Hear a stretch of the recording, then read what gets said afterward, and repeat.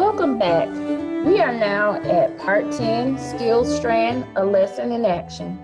Be sure to have a piece of paper or your notebook to jot down any notes. Consider this question. What might the teacher and students be doing in a highly effective, engaging skills lesson? Pause this video and jot down your thoughts. The objective of this part is to observe best practices in the key components of implementing a skills lesson.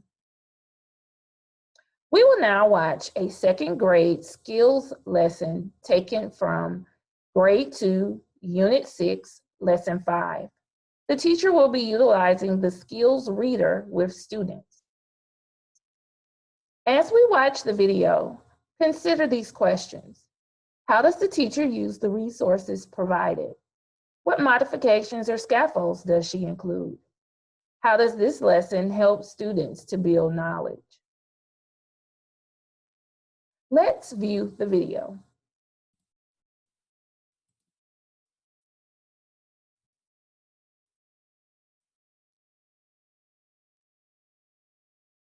Let's open up to page 12.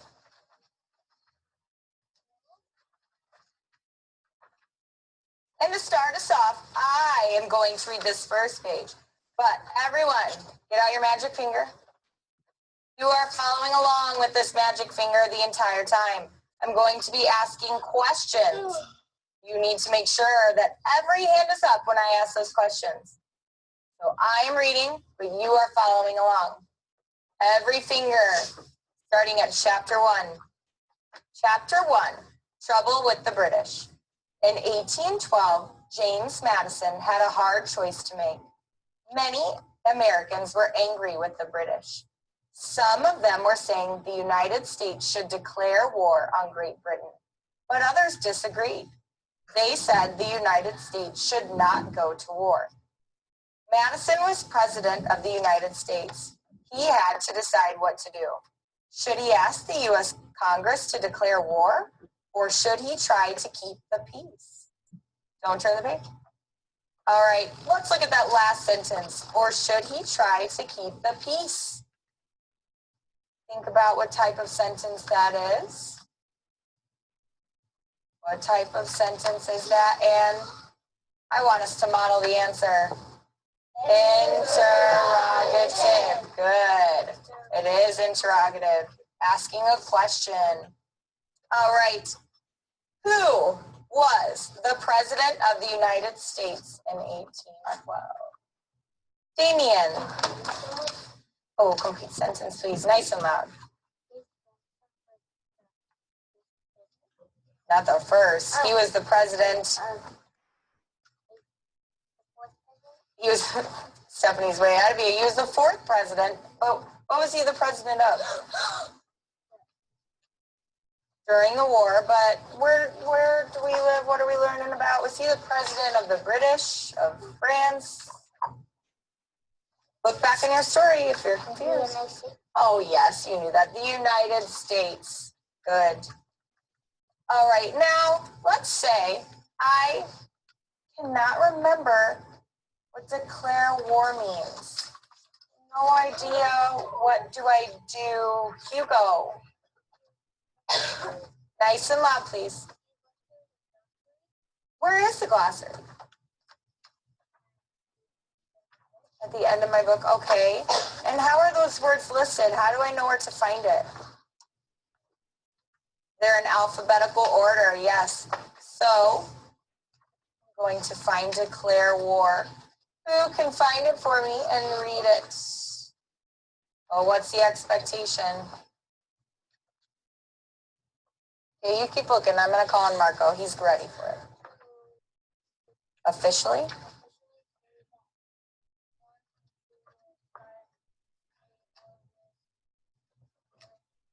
All right, so to officially say that one country will start a war with another country.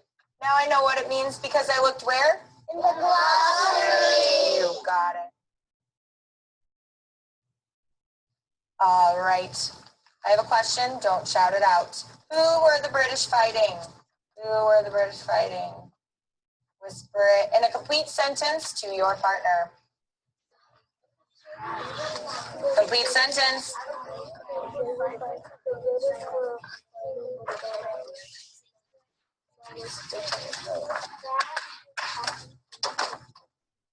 Ashley, who are the British fighting? With the French, okay. They're fighting with French, or yes, the French. All right, let's everyone read from right there. You all should be following along to know where we're at. They settled in places far from the coast. They set up farms. They planted crops. There was just one problem. There were already people living there.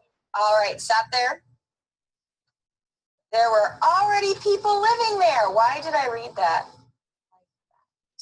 Aaron? Because it was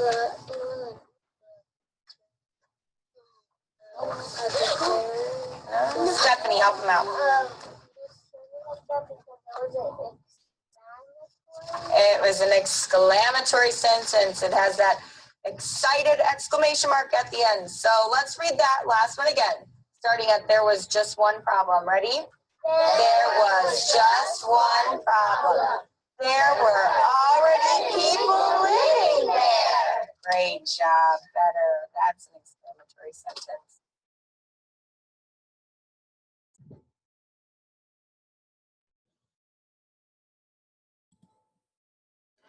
I hope you enjoyed watching that video. Let's review some key takeaways. We saw that the first thing the teacher did was introduce the reader, and she modeled fluent reading for her students, but she made sure that students were tracking while she was reading. She reinforced skills that were taught in previous lessons about different types of sentences. To ensure that students were following along and checking for comprehension, the teacher stopped and asked questions while she read. She did not wait until the very end of the story to ask those questions. She read with expression, especially when trying to reinforce certain skills that students should know about the types of sentences. She directs students to the glossary for identifying vocabulary words or phrases. Instead of telling students to go directly to the glossary, she asked students, where should we go to find the meaning of different words and phrases found within our reading? And she had the students to tell her where to go. She gave students wait time. She allowed students to turn and talk to discuss their answers with a partner. The class practiced fluency by doing a choral read. There are questions within the lesson that the teacher did ask. However, she also provided additional scaffolding questions before asking the questions directly from the lesson. It is clear that the teacher was fully prepared to engage the students in this lesson. Here are some additional videos that you can watch for exemplar skills lessons, as well as demonstration lessons of tricky spelling, tricky words, and spelling alternatives.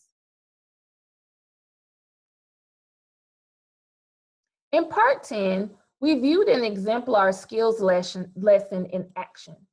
An effective skills lesson should use the CK resources and follow the flow of the lesson as presented in the teacher's guide. Be prepared in advance to internalize all components of the lesson and practice any of the sounds that will be covered in the lesson. Engage students in meaningful classroom conversations. Have students practice, practice, practice. Students will become more fluent readers with sufficient practice daily. Consider the questions on this slide. What did you learn from watching the teachers implementing components of the skills lesson?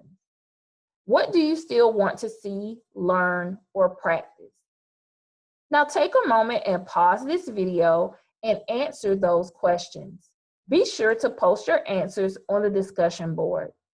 Thank you for listening to Part 10, Core Knowledge Skills, A Lesson in Action.